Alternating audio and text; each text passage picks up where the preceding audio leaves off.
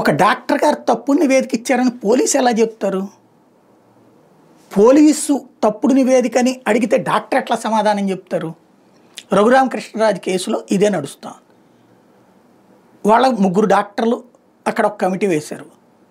2 డాక్టర్లు వేరువేరుగా ఇచ్చిన నివేదికలు వాళ్ళకి ఇచ్చినటువంటి ఏదైతే చెక్ చేయమన్నారో అది చెక్ చేసి ఇచ్చారు. ఫైనల్ రిపోర్టు సూపరింటెండెంట్ ఇచ్చారు, గాయాలు కాలేదు అన్నటువంటిది.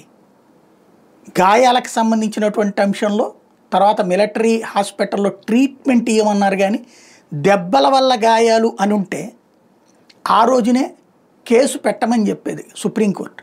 ఆ కేసు అక్కడితో క్లోజ్ చేసేసింది. ఆ తర్వాత అడిగారు కూడా రఘురామకృష్ణరాజు దాంట్లో ఫర్దర్, తర్వాత వాళ్ళే విత్డ్రా చేసుకున్నారు.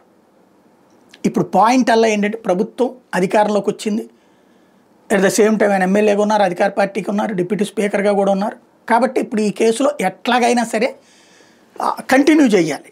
ఇది ఒక టెంపో కంటిన్యూ కావాలి. డాక్టర్ ప్రభావతి జీజీహెచ్ మాజీ సూపరింటెండెంట్, ఆమెను తాజాగా విచారించిన సందర్భంగా పోలీసులు అడిగింది ఏంటి, తప్పుడు నివేదిక ఇవ్వమని మీ మీద ఎవరైనా ఒత్తిడి తెచ్చారా? అది తప్పుడు నివేదిక కాదని ఆవిడ చెబుతుంది.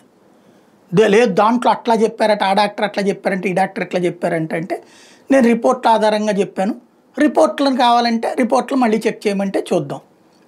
ఇలాగే ఉంది. ఆమె తను ఎవరో ఒత్తిళ్ళకు లొంగానని చెప్తుందా? చెబితే అప్పుడు ఆ డాక్టర్ ఉద్యోగం ఉంటుందా? నెంబర్ 1. నెంబర్ 2, ఫస్ట్ అది తప్పుడు నివేదిక అన్నటువంటిది ఎవరు డిసైడ్ చేయాలి? ఒక డాక్టర్ ఇచ్చిన నివేదిక ఇంకో డాక్టర్ డిసైడ్ చేయాలి కదా తప్పుడు నివేదిక అని. అసలు ఆ ప్రయత్నంగా చేయాల్సింది ఇప్పుడు అది వర్కౌట్ అవుతుంది అసలు ప్రాక్టికల్గా? కాకపోతే సాగుతూ ఉంటుంది.